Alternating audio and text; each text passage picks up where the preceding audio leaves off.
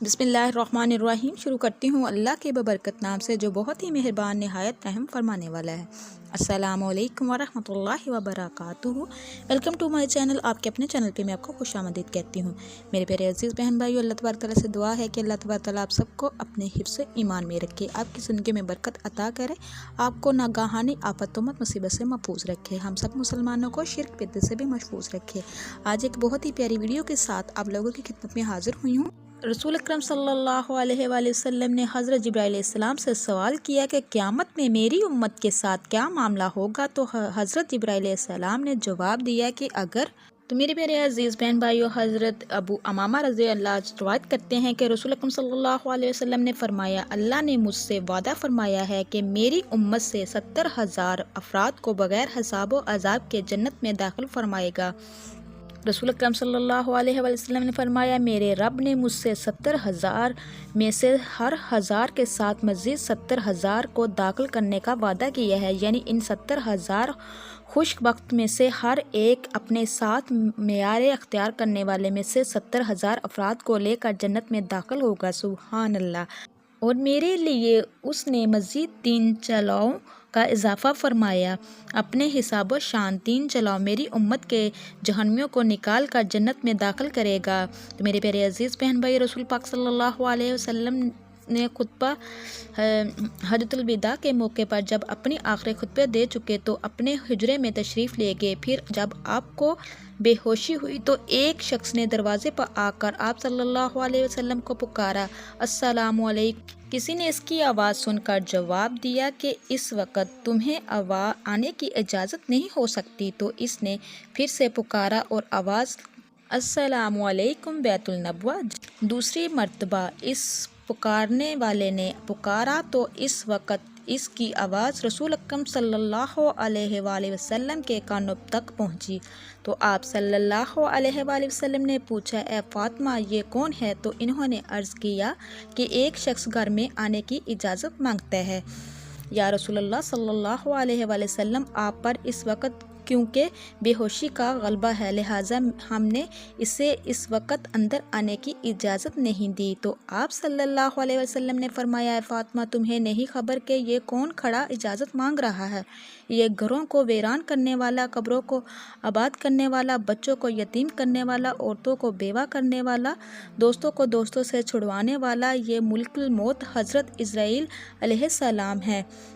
इसे जल्दी अंदर आने की इजाज़त दे दो। जब हज़रत फ़ातिमा रज़ी अल्लाह अन्हा ने यह सुना कि मलकुल मौत हज़रत इज़राइल सलाम आए हैं तो सख्ता रो पड़ी, हाय मदीना, हाय वीरान हो जाएगा। या अल्लाह, तेरे रसूल सल्लल्लाहु अलैहि वसल्लम तो आज जा रहे हैं, ये मुल्कुल मौत इनको लेने आए हैं। इधर मुल्कुल मौत मकान के अंदर तशरीफ़ लाए और उधर रसूल अकरम सल्लल्लाहु अलैहि वसल्लम बेहोश हो गए। हज़रत फ़ातिमा ज़ोहरा रज़ी अल्लाह अन्हा ने फरमाया, या रसूलल्लाह सल्लल्लाहु अलैहि वसल्लम, आज आपको क्या हुआ है? और फिर बहुत रोई।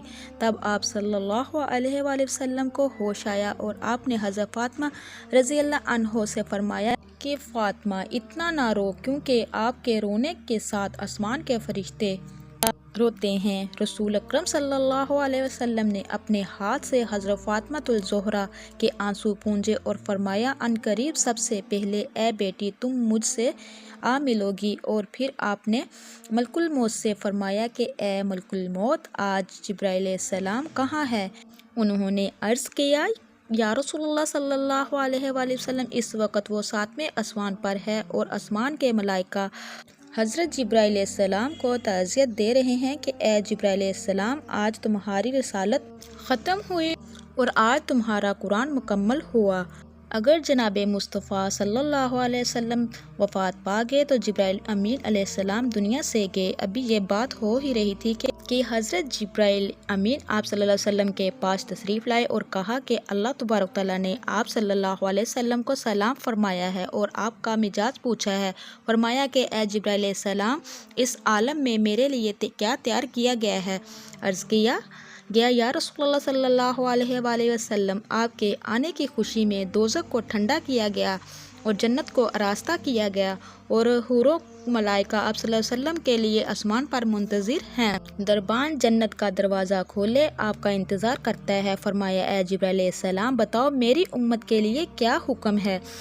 حضرت جبرائیل علیہ السلام نے فرمایا کہ جس کے ہونٹوں پر جان رہ جائے گی وہ بھی اگر دل سے توبہ کرے گا یا توبہ کے لیے ہونٹ ہلائے گا تو بھی 1000 برس کے گناہ معاف ہو جائیں گے، اور جس نے توبہ کر لی آپ اس کو اپنی شفاعت سے بخشوائیں گے، اور آپ جس کی بھی شفاعت فرمائیں گے وہ بخشا جائے گا۔ آپ غم نہ کریں۔ اتنی دیر میں ایک دوسرے فرشتے نے حاضری کے لیے اجازت طلب کی۔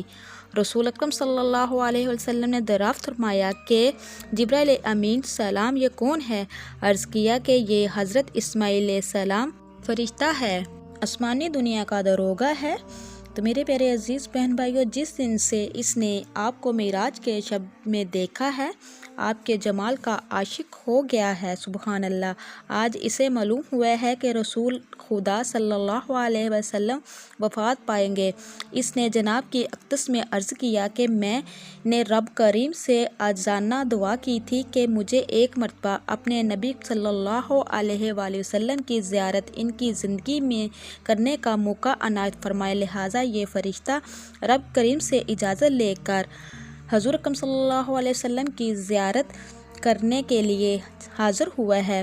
پھر جبرائیل امین نے عرض کیا یا رسول اللہ صلی اللہ علیہ وآلہ وسلم ملک الموت حاضر ہے، تو رسول اکرم صلی اللہ علیہ وسلم نے دریافت فرمایا کہ اے ملک الموت تم میری زیارت کرنے آئے ہو یا میری روح قبض کرنے کے لیے؟ اس پر ملک الموت نے عرض کیا کہ مجھے میرے پروردگار نے حکم دیا ہے کہ جو کچھ مرضی میرے رسول پاک صلی اللہ علیہ وسلم کی ویسے ہی کرنا، اگر جناب کی مرضی پاؤ تو روح قبض کر لو ورنہ یوں ہی زیارت کر کے واپس چلے جاؤ گا۔ اس وقت جناب رسول صلی اللہ علیہ وسلم نے حضرت جبرائیل علیہ السلام کی طرف دیکھا۔ حضرت جبرائیل علیہ السلام نے عرض کیا یا رسول اللہ صلی اللہ علیہ وآلہ وسلم میرے اور آپ کے پاس پروردگار عالم نے آپ کو بلایا ہے اور اب آپ کا اس دنیا میں رہنا پسند نہیں کرتا، اور اے حضرت حور غلام آپ کی زیارت کے لیے مشتاق ہیں، کیونکہ آسمانوں کو آج سجا دیا گیا ہے، حوروں کو بلا خوف و خطر بننے سنورنے کا حکم ملا ہے، فرشتوں کو آپ پر درود سلام کا حکم فرما دیا گیا ہے، اور ہمیں آپ صلی اللہ علیہ وسلم کی مرضی کے مطابق چلنے کا حکم دیا گیا ہے کہ اگر آپ صلی اللہ علیہ وسلم آسمانوں پر تشریف لے آنا چاہتے ہیں تو ہم آپ کو لے جائیں، اور اگر آپ یوں ہی اس دنیا میں رہنا چاہتے ہیں تو یہ آپ کی مرضی، اور ملائکہ آپ صلی اللہ علیہ وسلم کے منتظر ہیں۔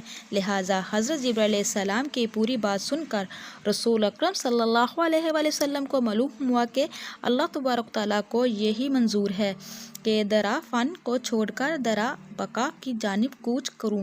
آپ صلی اللہ علیہ وسلم نے فرمایا کہ اچھا میری ازواجہ کو میرے سامنے بلاؤ۔ سب بیویاں آپ صلی اللہ علیہ وآلہ وسلم کے حضور حاضر ہوئی۔ آپ صلی اللہ علیہ وسلم نے ارشاد فرمایا کہ دیکھو تم صبر کرنا اور تقوی اختیار کرنا اور اپنے گھروں سے باہر نہ نکلنا۔ حضرت ام سلمہ رضی اللہ عنہ نے عرض کیا یا رسول اللہ صلی اللہ علیہ وآلہ وسلم آپ کا کیا حال ہے؟ آپ صلی اللہ علیہ وسلم نے فرمایا کہ اب وہ وقت قریب آ گیا ہے کہ آج کے بعد تو میری آواز نہ سنیں گی اور نہ ہی مجھ کو دیکھو گی، اور پھر فرمایا اے فاطمہ میری بیٹی حسن اور حسین کو بلانے کے لیے کسی کو بھیجو۔ حضرت فاطمہ الزہرا نے کسی آدمی کو بھیجا اور فرمایا بہت جلد حسن اور حسین کو بلاؤ، کیونکہ رسالت مآب سیدنا المرسلین علیہ السلام کی وفات کا وقت بہت قریب ہے۔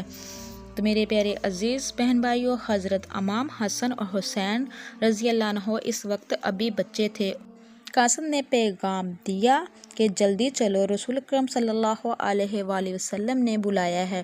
حضرت حسن کی جانب حضرت امام حسین رضی اللہ عنہ نے دیکھتے ہوئے فرمایا کہ میں نے کہا تھا میرا اول آج افسردہ ہے کہ آج میں نانا جان کی خدمت اقصد میں رہوں گا، میرا دل مانتا ہے کہ آج کچھ ہونے والا ہے، اس لیے ہم پہلے سے ہی گھر کی جانب چل نکلے تھے۔ لہٰذا حضرت حسن اور حسین نے قاصد سے دریافت فرمایا کہ آخر اتنی جلدی کیوں ہے؟ کیا ہمارے نانا جان کا آخری وقت ہے؟ کیا آپ صلی اللہ علیہ وسلم آج وفات فرمائیں گے؟ دونوں شہزادوں گھبراتے ہوئے حاضر ہوئے۔ رسول اکرم صلی اللہ علیہ وسلم نے ان کو اپنے پاس بٹھایا اور ان کے سروں پر ہاتھ پھیر کر فرمایا کہ میری امت کے ظالم تم دونوں پر ظلم کریں گے۔ حضرت فاطمہ رضی اللہ عنہ نے عرض کیا یا رسول اللہ صلی اللہ علیہ وآلہ وسلم، اگر ان پر ظلم ہوگا تو یہ آپ صلی اللہ علیہ وسلم کے بعد کس کو کہیں گے؟ رسول اکرم صلی اللہ علیہ وسلم فرمایا اللہ ہی کافی ہے۔